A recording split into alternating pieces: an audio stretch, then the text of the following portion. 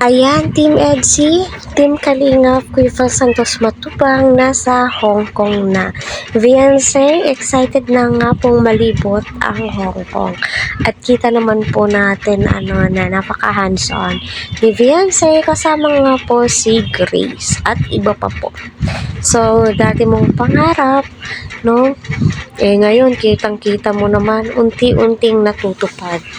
Tulong ng Team Kalingap at ang mga sponsors.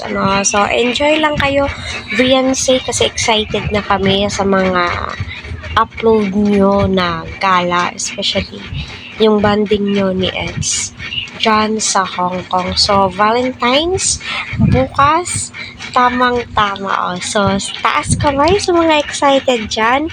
Kaya patuloy po nating suportahan si Kalinga Prab, Kuya Val at ang buong team. Please, wag po natin iskip ang kanilang ads para sa ganoon ay marami pa pong kababayan po natin ang kanilang malingap and syempre ang kanilang matulungan. So, sa malamang Valentine's Day tomorrow at tiyak po ako na dadagsain naman po ng tao ang EDSI, especially si Viansay, sila Kalika Prab, Kuya Val.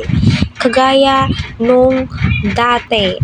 So, I hope, enjoy po kayo and keep safe always, So,